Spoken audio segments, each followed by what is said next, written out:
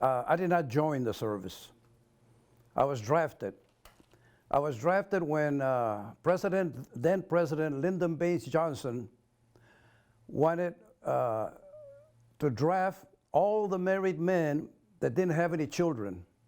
I was drafted in '66, January of '66. Well, in December, I got a letter that said, "Greetings from the President of the United States," and then they required me to report to Fort Polk in Louisiana. Oh well, report to the Selective Service Board here, and then there they sent me to Fort Polk in Louisiana. I was drafted. Didn't have no choice. Out of the 27 million men in the U.S. who were eligible for the military draft during the Vietnam War, over 2 million were drafted. Whether it was by letter or phone call, the U.S. military found ways to recruit these individuals and have them serve their country. They also taught us, stuff about what's happening in Vietnam, which is the Viet Cong was hiding. They were hiding, and we had to go in the jungles. We had to go and look for them and encounter them. And they used to call that search and destroy missions. They call it S&D mission. I was a door gunner for a year there in Vietnam.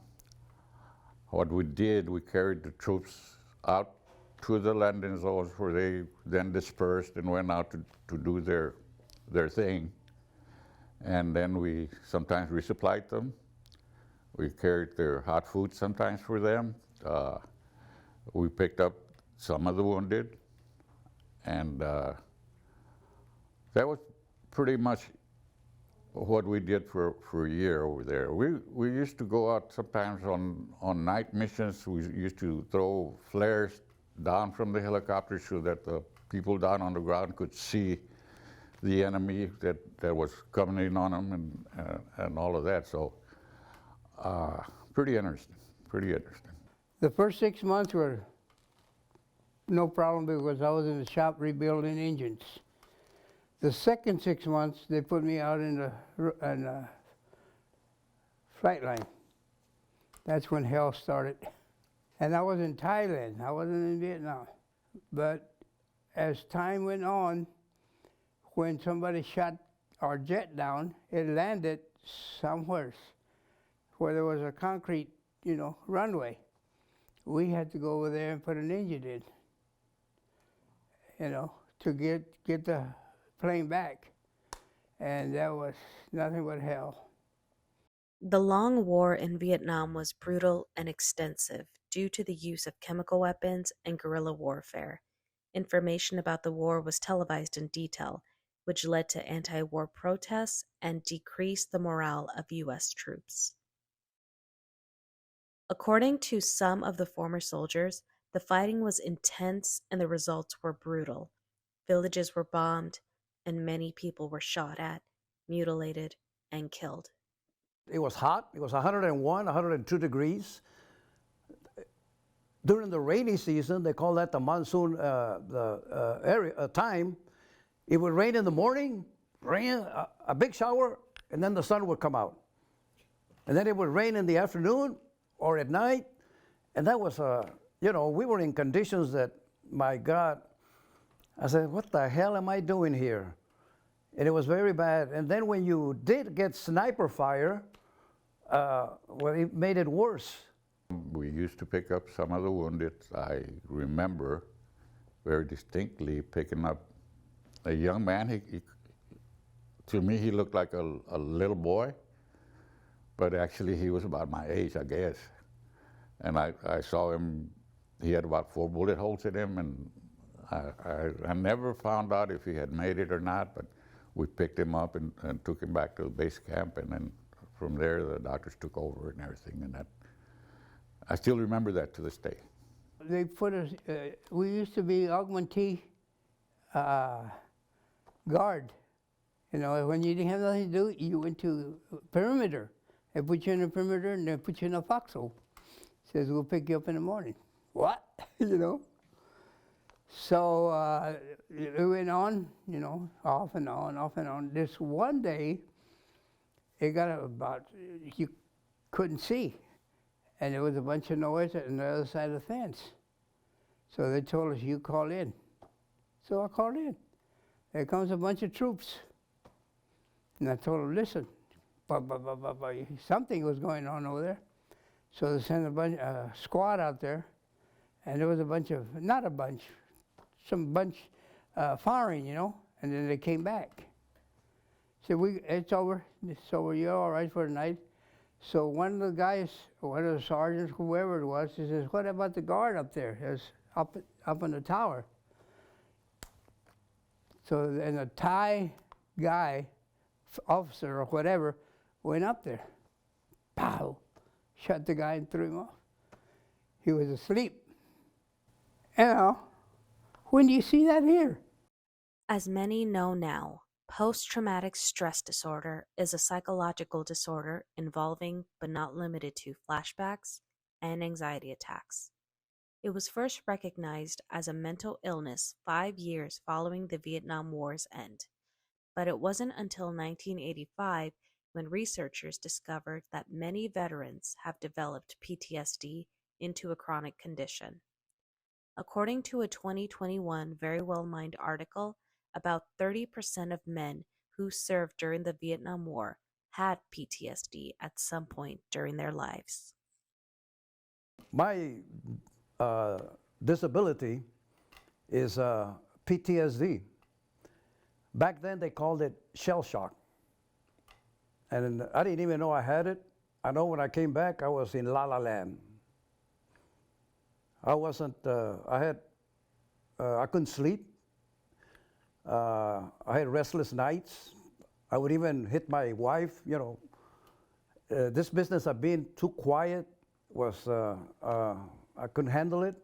But I think I adjusted pretty well there, but there are some things that you can't forget, that you'll never forget.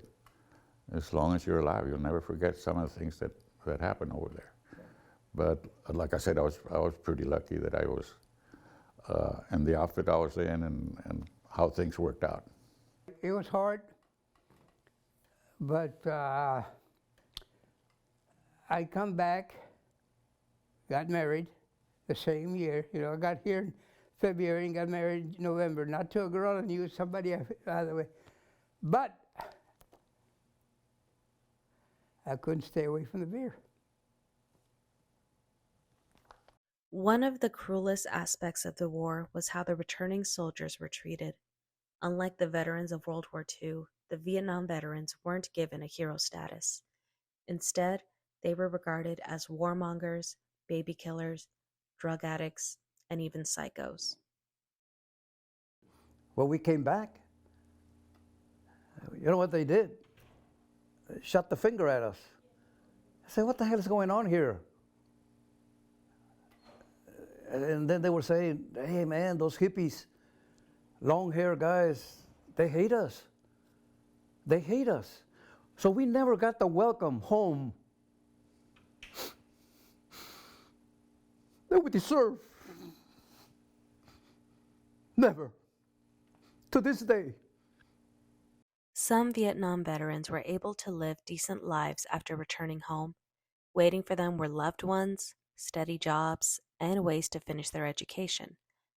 Truthfully, I didn't experience any of that coming back to Texas, and especially San Antonio, which is a military city.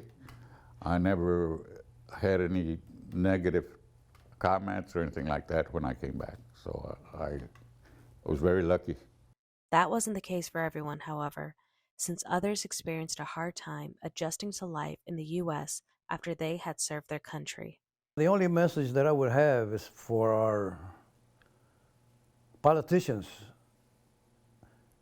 You know, those are the ones that kind of sign bills to help us, you know, with our rights as far as veterans. Give us the respect that we deserve. And I don't see it for us veterans, our Vietnam veterans. We're getting older. We're dying. A lot of us are dying. I would just like to let them know that we appreciate the naming of this Vietnam Veterans Day, and to make sure that we don't forget our brothers that didn't make it back, and to honor the ones that are here. That would be basically my message to everybody. My dad is a Vietnam veteran, all right, so he never left Vietnam, okay? What I mean by that is he physically, yes, physically he came back. You know, he didn't die in Vietnam, but mentally he never came back. In fact, he lives overseas. He's lived in the Philippines for almost 35 years, and his doctor has told him the reason why you're here is because you never left Vietnam. And he's actually visited Vietnam after that. So, you know, there's that portion of it that's very important to me, that we commemorate our Vietnam veterans, because a lot of them didn't come back. They didn't come back the same person they were. March 29th is designated as Vietnam Veterans Day. VFW Post 9186 partnered with the City of San Antonio District 3 office to host a ceremony for Vietnam veterans. Ralph Alvarado tells us how the ceremony came about. We were they reached out to us from the City of San Antonio District 3 office, and they asked if they could team up with us to have a Vietnam veterans ceremony. And of course, you know, we are the VFW, and because we're a VFW, there's certain days throughout the calendar year that we either remember, that we commemorate, or that we celebrate. And Vietnam Veterans Day on March 29th is one of those days, so we were quick to jump on board with that. So we're planning this as a joint venture, not just Post 9186, but the City of San Antonio District 3 office as well.